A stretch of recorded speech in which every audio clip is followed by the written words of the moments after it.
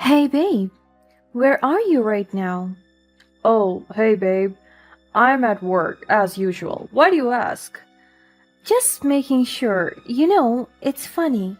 I've been hearing some interesting things around town lately. What do you mean? Well, it seems that someone has been spending quite a bit of money at a certain house on Maple Street. A beautiful house, I've been told. White picket fence, a red door, and a charming little garden out front. I have no idea what you're talking about, Sarah. I've been at work, like I said. Oh, David, you're such a terrible liar. I could practically hear the tremble in your voice. That house is just not any house, is it? It's your little secret hideaway, isn't it?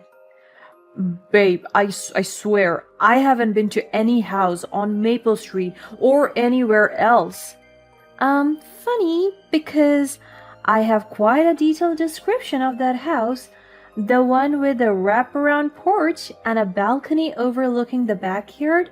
A place where you and your mistress can hide away from the world. Sarah, I can explain. It's not what you think. Save it, David. I have had enough of your lies and deceit. You're nothing but a coward hiding behind empty words. Sarah, please, let's talk about it. We can work things out. No, David, it's over.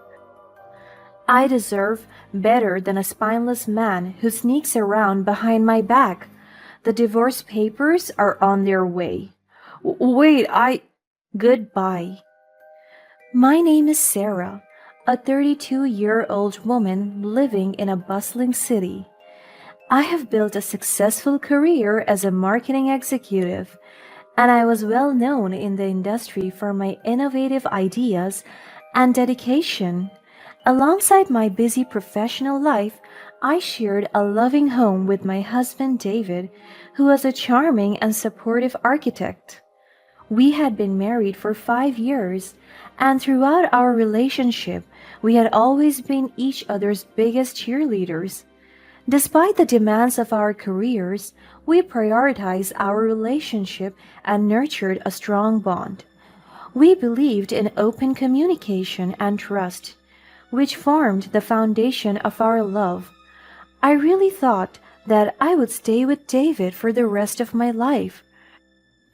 For the longest time, I couldn't imagine spending my days with anybody else.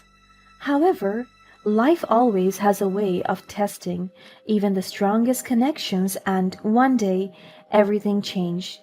To be honest, it happened very innocently.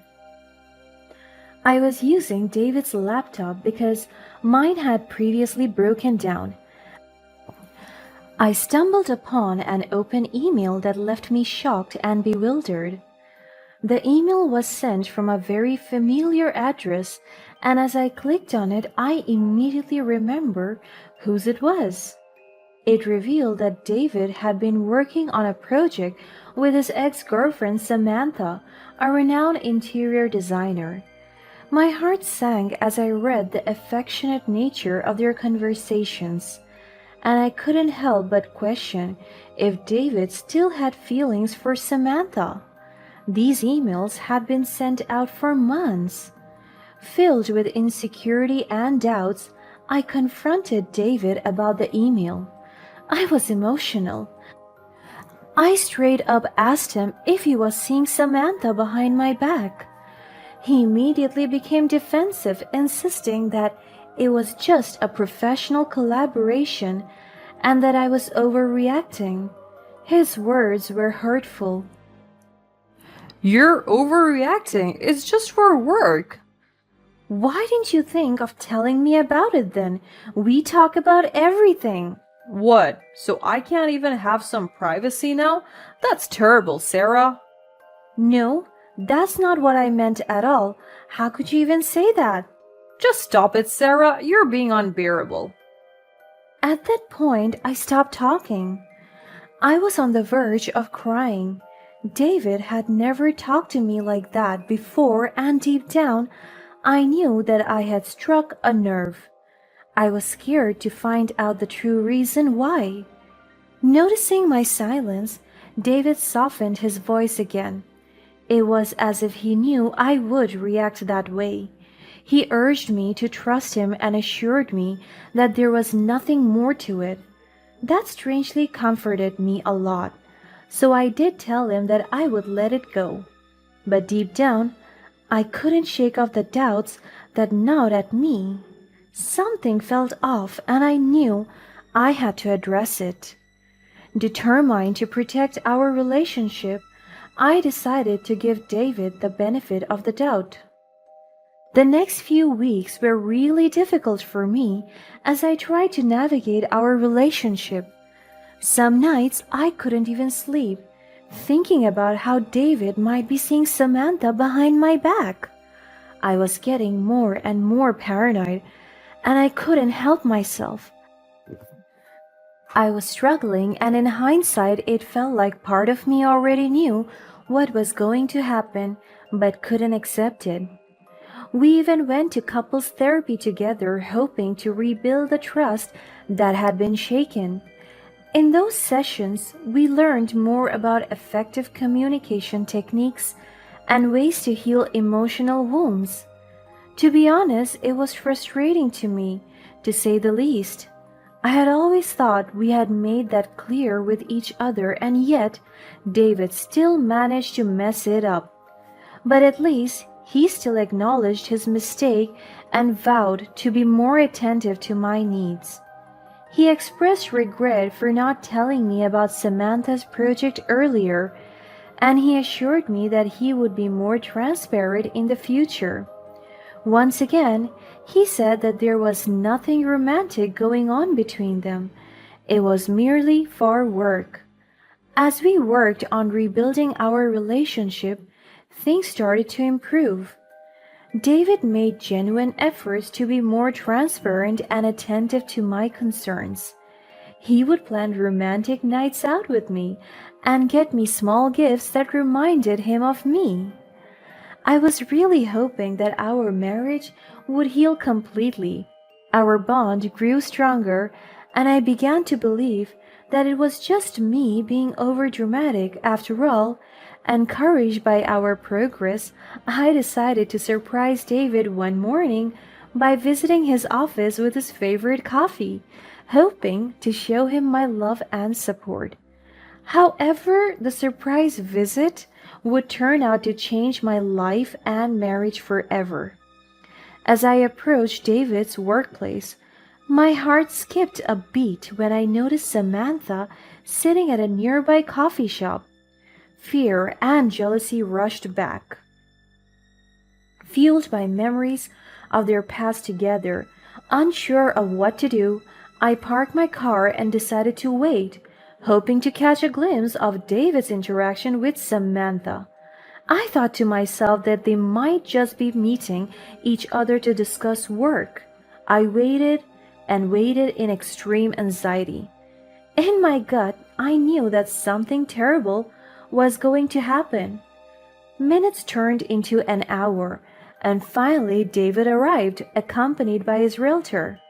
I had to look twice just to make sure it was indeed David's trusted realtor. I didn't know him personally, but I knew what he looked like. After all, I worked in marketing, and I was supposed to be good at remembering people. Confusion washed over me. Why was his realtor involved? Was David trying to buy a new house? And what was Samantha doing here? My mind raced with unanswered questions. Just a few minutes in, David and Samantha got up from their seats as they followed the realtor outside. All three of them went in David's car as if to go somewhere together. Driven by a desperate need to uncover the truth, I decided to follow them discreetly. I trailed their car until we reached the outskirts of town, where new residential areas were being built. Then David and Samantha went inside a house together with the realtor, and they were looking around in there for almost an hour. I parked my car outside and patiently waited. The chance has come for me to figure out once and for all if David was cheating on me. David and Samantha eventually left, leaving the realtor alone to clean up everything. I mastered the courage to approach the realtor, my heart pounding with anticipation. I cautiously inquired about the house, pretending to be an interested buyer. I was hoping for an innocent explanation. Maybe this was what they were working on together, designing the house and making sure it worked with their client's requirements. I didn't know what I was hoping for, but certainly not the truth. But what discovered shattered me. The realtor informed me that the house had already been reserved by an engaged couple. It hit me like a tidal wave. David and Samantha had been planning a life together, designing their home in secret, behind my back. It was a devastating revelation. Feeling a mix of anger, betrayal, and determination, I sought legal advice to protect myself. I contacted a lawyer and asked her to help me with all the divorce papers. I also began visiting David's house every day whenever I knew for a fact that he was at work, pretending to be really interested in moving to that neighborhood and engaging in conversations with the neighbors. Through these interactions, the truth gradually unraveled before my eyes. I learned that Samantha and David had been meeting at the house for months, meticulously planning their shared future. I thought long and hard about why David could possibly cheat on me. What had I done wrong? Had I overlooked any signs? Self-doubt crept in, and I found myself grappling with feelings of inadequacy. And worse, how could he continue to stay in a loveless marriage if he had already planned a life with another woman? And that was when the reality kicked in. It was all for publication. I was a brilliant marketer and David needed my network. He needed my reputation. I had always been his rock, so he would rather use me and have another woman on the side rather than leave me. It was painful, but I knew it was the truth. All this time, he had just been lying. He had never really been supportive of my career. He was just being supportive of his own. Realizing that David had been using me for my professional connections, I decided to take matters into my own hands.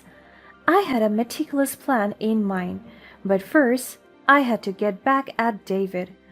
I wanted to make him fear the future as much as he made me. I waited and waited for the perfect chance, and finally, that day came. David left work early to drive to that house again, and this time with no one else. He was all alone. I followed him again, making sure that he didn't suspect me one bit. As soon as he got to the place, I picked up my phone and called him. "Hey, babe, where are you right now?" Oh, hey, babe, I'm at work, as usual. Why do you ask? "Just making sure, it's funny. I've been hearing some interesting things around town lately." What do you mean? "Well, it seems that someone has been spending quite a bit of money at a certain house on Maple Street, a beautiful house, I've been told. White picket fence, a red door, and a charming little garden out front." I have no idea what you're talking about, Sarah. I've been at work, like I said.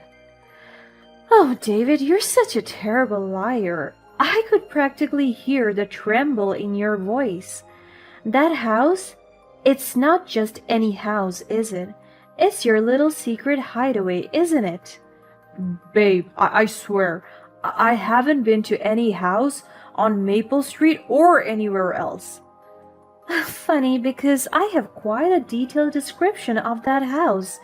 The one with a wraparound porch and a balcony overlooking the backyard. A place where you and your mistress can hide away from the world. Sarah, I can explain. It's not what you think. Save it, David. I have had enough of your lies and deceit. You're nothing but a coward hiding behind empty words. Sarah, please, let's talk about this. We can work things out. No, David, it's over. I deserve better than a spineless man who sneaks around behind my back. The divorce papers are on their way. Wait, Goodbye. As I hung up the phone, I knew it was over.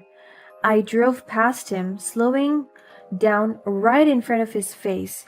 He was still in shock. As soon as he saw my car, he recognized it right away. He was running after me, but I didn't even roll the window down. I kept driving. He could live in fear now, knowing the power I had in controlling the media and his image to the public. In the days after, he called me constantly. I didn't pick up once. I had already moved my belongings out of our shared apartment. The divorce papers had already been sent to him too. I was done, and I was just waiting for him to pay the price. I used my influence to expose his lies, ensuring that the truth was revealed to everyone in the industry. I even secretly hired a ghostwriter to blog out the scandal. I must tell you, it's not nice to tell the world that you had been cheated on, but it was nice to see everyone side with you. After all, he wrecked our marriage and I didn't.